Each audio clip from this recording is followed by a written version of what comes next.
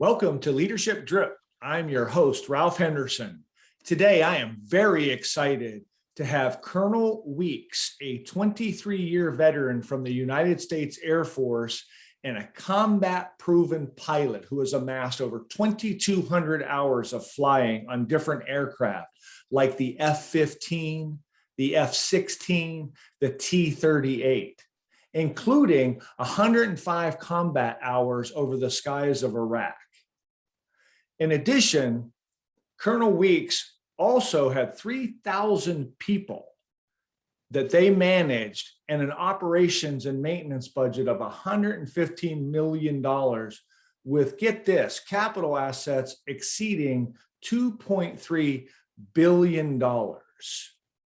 And now Colonel Weeks is running an organization where they're taking what they learned in the Air Force and acquiring their PhD and becoming a keynote speaker and a consultant, focusing their experience to elevate individuals and organizations on human capital, grit, and bias. Leadership Drip, please help me welcome Samantha Weeks. Thank you so much for inviting me to be part of Leadership Drip today. I'm really excited on the questions we're going to talk about and the information we can both share with your audience. No, it's my pleasure. Thank you for being here. And I know we were having some fun with that intro. I wanted the audience to put in their head who they thought that person was when I was going through your introduction. And I'm going to venture to say a lot of people did not have the image they see now in their mind. One of the things I didn't say on purpose, obviously, is that in addition to all of that, you were selected as the first female solo pilot on the Air Force Thunderbirds. Tell us a little bit about that. Yeah, so the Air Force Thunderbirds are an aerial demonstration team that go across the United States, but also across the world and showcase the pride and precision and performance of the United States Air Force. And in 2005, they hired the first ever female pilot on the team. And I wanted to apply. And so in 2006, I started the application process. And one of my commanders whose support I needed told me not to bother. Said they already hired a girl. Why would they have two at the same time? And it goes back to a lesson that I learned in life, that you got to throw your hat in the ring and try. And so I said those famous military words, sir, with all due respect, I'm going to apply. And if they don't want me, they won't hire me. And sure enough, about 5 months later, I got the phone call and got to fly, in my opinion, the coolest position on the team, which was the right solo, and happened to be the first female to fly in that position. Well, that's amazing, I have to tell you. And as a former veteran myself of the United States Submarine Service, I want to thank you for your service. I appreciate you saying submarine service and not United States Navy, because then we would have to get into this talk about the Thunderbirds versus the Blue Angels. So it's good we didn't go there.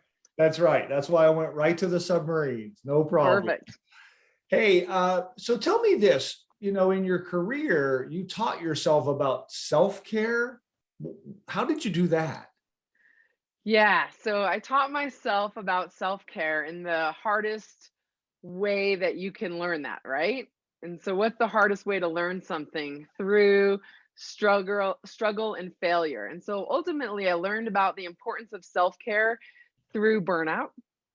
And I would say at the end of my 23-year career, I had too much on my plate because I didn't define my own priorities, Samantha's priorities, not wing commander's priorities or Air Force priorities or family priorities or mom priorities, but me as a human being. And at the time, I had a 2 and a 4-year-old. My husband is a traveling airline pilot.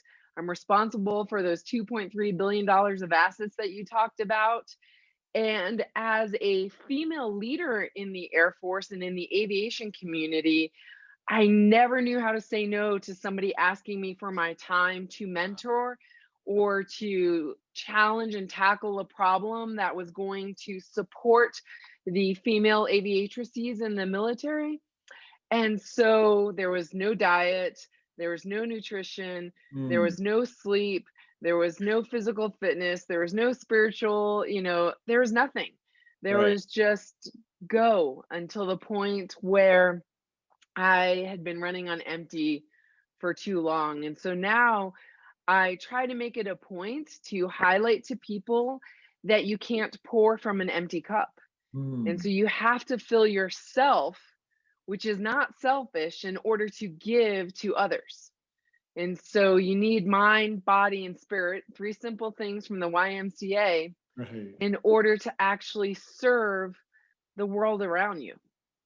I couldn't agree more. And I have to tell you, you touched on all of those areas, the personal, the physical, the spiritual, the professional. I mean, those are so important to have.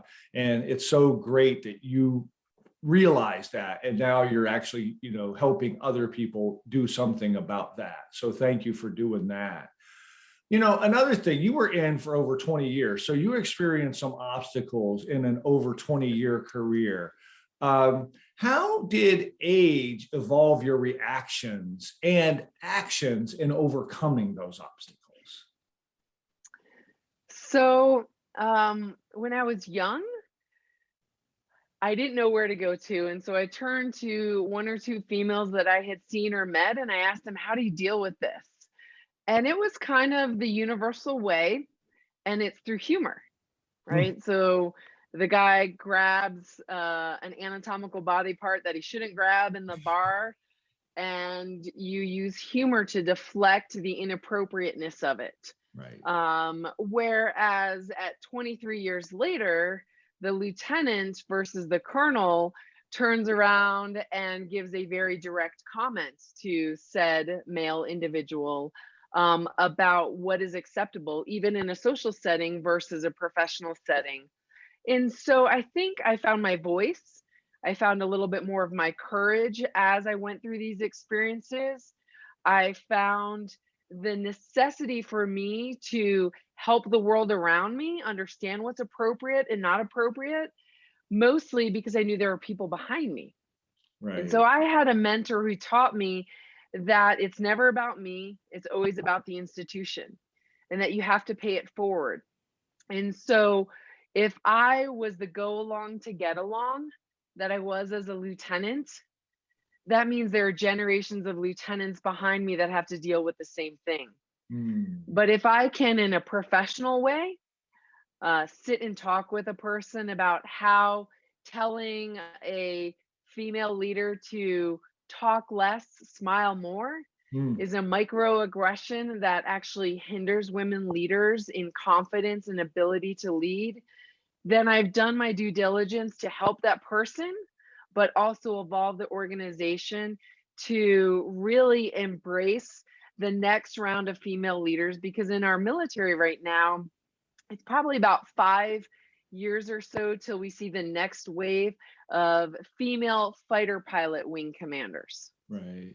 So you have to take the opportunities to sit down one on one and educate, and then you have to use your voice and the courage to stand up. And I'm not standing up for myself, so it's easier to do. I'm standing up for everybody who is going to come behind me and make Yeah, their no, world easier.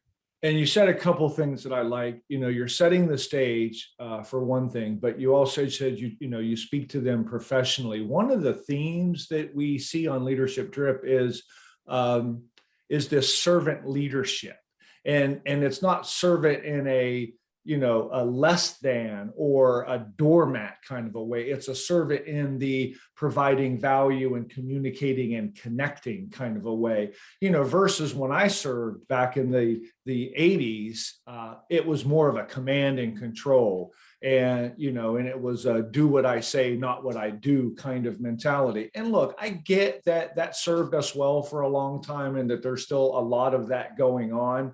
But I do also like what you are exemplifying. We had a keynote, Frank Harrison, the CEO of Coca-Cola Consolidated, a couple of years ago, who actually his entire keynote was on this talk, on this subject. And so I really like to see an example of that as it relates to what you're doing. So I applaud you for that. That's a lot of fun Well, and thanks. very applicable. Hey, speaking of having fun and having cool things going on, I don't think anybody's going to argue with your experience and your intro with the cool things that you have done. But one of the things that you have said is that being the solo on the Thunderbird wasn't actually the coolest thing that happened to you professionally or adventurously. If not that, then what? Yeah, and so let me set the tone for the Thunderbirds, right? Right? As the right solo pilot, I fly upside down at 150 feet above the ground going 500 miles per hour, right? That's It is amazing. the dumbest thing in the world, and I did it confidently and successfully for 2 years. Right. Something I'd never do again today because I'm back to the mindset that this is crazy.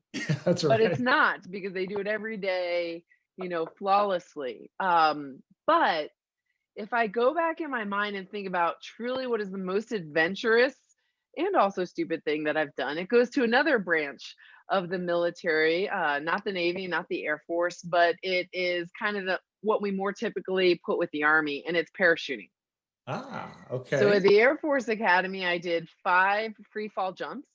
That's a program that they have there, and it truly is the most freeing thing that I've ever done, and the most adventurous thing to jump out of that perfectly good aircraft. Right. But I'll tell you that it's also the dumbest thing I've ever done because I did my 6th jump in 2010, and I am the fighter pilot who can't do a parachute landing fall. So I broke my tibia and fibula in my left ankle on Oh, landing, and I've had a few surgeries since. And so while still the coolest thing that I've ever done, most frightening, most debilitating, but I love that feeling of free fall and truly having the wind in your hair and looking at the world below. that's There's amazing. not much cooler. That is amazing. So now you cannot not give me a hard time for being on ships that are designed to sink any longer. No, because I jumped out of a perfectly good aircraft, Right. right? That's exactly right. Hey, Absolutely.